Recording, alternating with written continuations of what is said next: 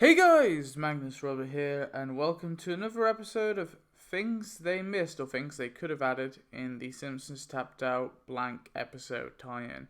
Now, of course, this one is for the most recent part of the Season 33 prize track, which of course was the final part, where we of course got the last exit to bloody blah blah, whatever it's called, retirement castle, retirement home, whatever it's called, building in the game. So I don't mind the building. I think it's an okay enough building. I think it's pretty cool. And of course, this episode tie-in was based on Marge the Meanie. So what I've done in this particular video, or this little presentation, is I've gone through the Marge the Meanie episode and picked out a few more things that they could have potentially added instead of the building. Now, I do want to say that I'm happy enough with them adding that building. It doesn't play like a pivotal role in the episode as I thought it would. But regardless, I think it's a fine enough building to add. It's kind of relevant at the start of the update and, the start of the episode, and it's relevant at the end of the episode, so I guess it's relevant enough to add it. It's not too random, but yeah, it's not like a place that they frequently visit or is like a major plot point of the episode, apart from like the last part. But anyway, let's go through a few more things that they could have added.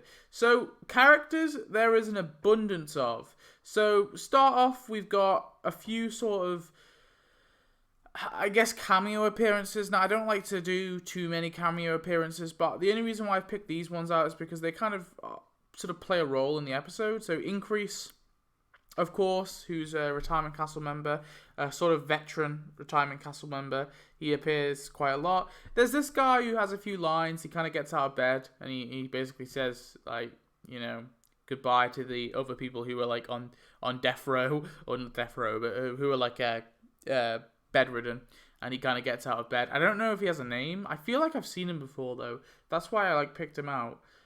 So let me know if I'm missing something, because I swear this guy has been in the show before.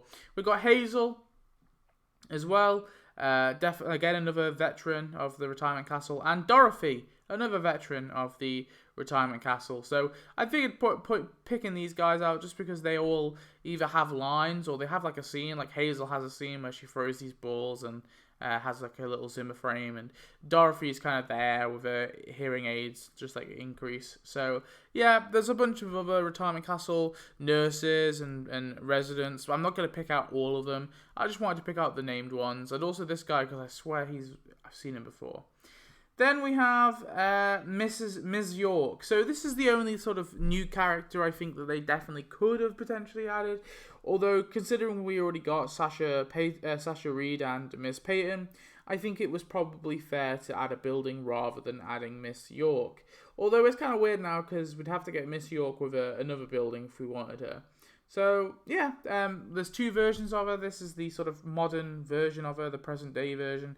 And then we have her past version. Obviously, they tend to add younger versions of characters as separate characters rather than costumes. So, there you have it. They could always add either one. I think there's more potential, really, with the younger version than there is the older version. But, obviously, if we want it depends what you want, really, personally. But yeah, I think there's more potential with the younger version. Then we've got the middle school bullies. These are just kind of generic characters. Just this girl and this girl. They kind of bully Marge. We see in a flashback when when Marge was younger. It kind of looks like Shauna a little bit, but obviously it can't be Shauna. So yeah, they could always add these, just like call them the middle school bullies as like a 2-in-1.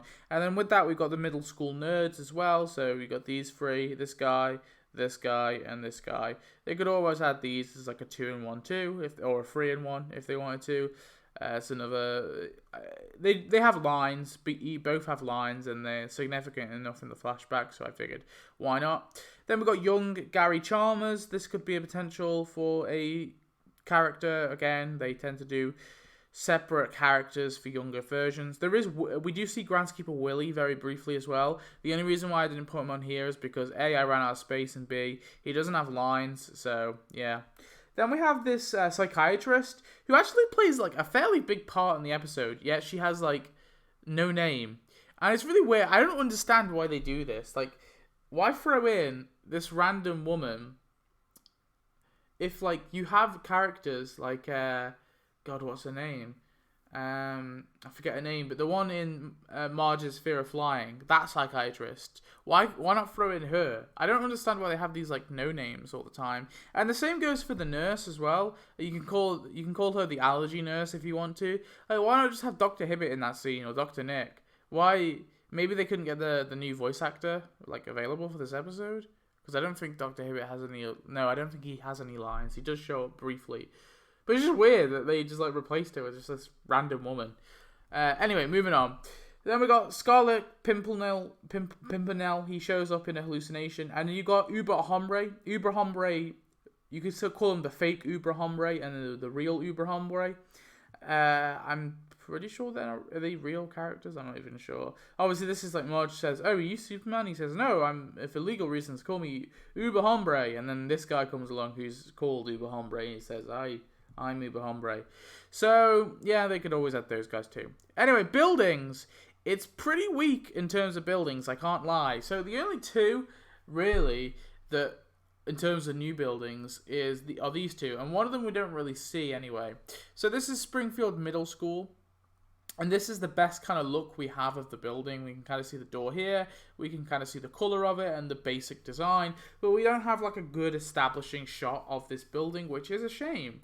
I definitely think it could be cool to get Springfield Middle School in the game, but maybe we want to hold off and wait until we actually see a proper exterior of the school. But it's just odd that we haven't actually seen this building yet. I mean, it's a middle school. It's quite important for like Springfield. So it's kind of weird out of all the years that The Simpsons has come out. We've never actually seen a middle school.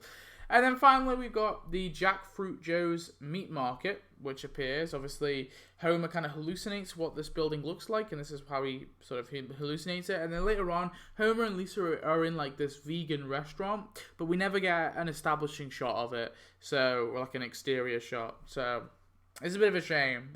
Building-wise, this episode is pretty weak, apart from obviously the only other building is the Golden Exit Retirement Retreat, wherever it's called, that thing.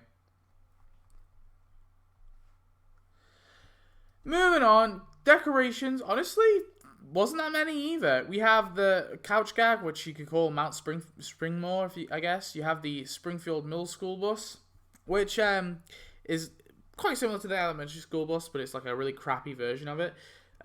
So I guess that's possible. You have the sticks and reading glasses barrels. I just kind of picked these out near the start, so that could be cool. You have the team bus. This is from the retirement home that Miss York lives in. So they could always throw in this bus with Miss York. And then finally we got hit by a truck, Call Us Now, which is the truck that hits Mr. Burns in the episode. And yeah, decorations, that's all I really picked out. I didn't want to go too in depth. I mean, I could have picked like the kind of silly string and stuff like that, but it would have just been too much. I think these are all like decorations that are reasonable. And yeah, that's really all I got. So let me know if there's anything I missed. I only went through the episode once. I didn't find it particularly great. But yeah, let me know if there is anything I missed. And I shall see you in the next one. So thanks for watching. Tell me your thoughts and goodbye.